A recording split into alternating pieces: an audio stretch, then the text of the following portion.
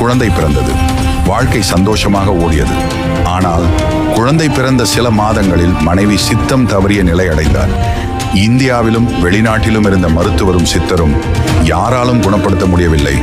இவ்வளவு செல்வமும் அதிகாரமும் இருந்தும் என் மனைவியை காக்க முடியவில்லையா என்று முன்திண்ணையில் அமர்ந்து அழுதார். அப்போது ஒரு பிச்சைக்காரர் வந்து அவரிடமிருந்து உணவு வாங்கி ஒரு வார்த்தை கூறினார். அண்ணாமலையார் அலர் செய்வதில்லை, போ திருவண்ணாமலை. அந்த வார்த்தை மனதை கிழித்தது. மனைவியையும் குழந்தையையும் எடுத்துக்கொண்டு அவர் திருவண்ணாமலைக்கு புறப்பட்டார். திருவண்ணாமலையில் குளித்து தரிசனம் முடித்து வெளிப்பிரகாரத்தில் அமர்ந்தார். நம்பிக்கை குறைந்து மனம் உடைந்திருந்தது. அந்த நேரத்தில் வந்தார்கள் ஒரு தாத்தாவும் ஒரு பாட்டியும்.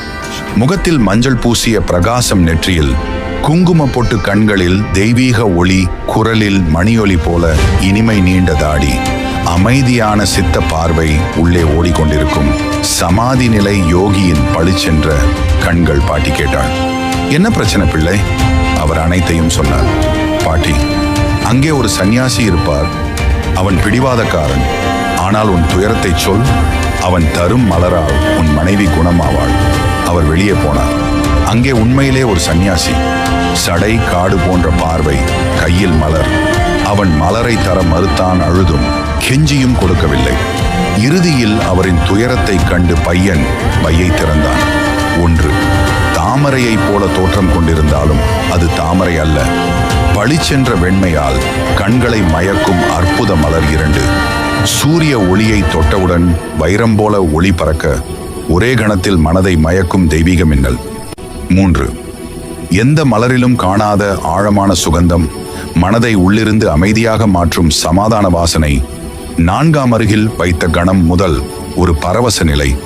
சித்தரின் தியான நிலையோடு ஒப்பான அமைதி. வார்த்தைகளால் வர்ணிக்க முடியாத ஒரு அற்புதம்.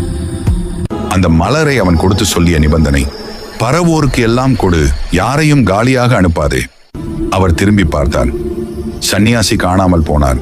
அது சிவன் அருள் என்பதை அவர் மனம் முழுவதும் உணர்ந்தார். மலரை மனைவிக்கு நுகர செய்தார். 1 மணி நேரத்தில் மனைவி குணமானார். ஏன் அழுகிறீர்கள் என்றாள். அவர் கண்களில் இருந்து கண்ணீர் பெருக்கெடுத்தது. அண்ணாமலையாரே, அருள் செய்தீர். அவர் அரசியலை விட்டார். செல்வம், அதிகாரம் எதுவும் மனத்தில் இல்லை. சிவநாம ஜெபத்தில் வாழ்ந்தார். இன்று 90 வயதிலும் அவர் கொடுக்கும் திருநீரால் நோய்கள் மறைகின்றன. குழந்தை இல்லாதவர்களுக்கு குழந்தை கிடைக்கின்றன. பிரச்சனைகள் தீருகின்றன. மக்கள் நம்புகின்றனர். அண்ணாமலையார் அவருள் பேசுகிறார். அவர் புகழை விரும்புவதில்லை. மாதம் ஒரு முறை திருவண்ணாமலை சென்று சிவபெருமானுக்கு நமஸ்காரம் செய்கிறார்.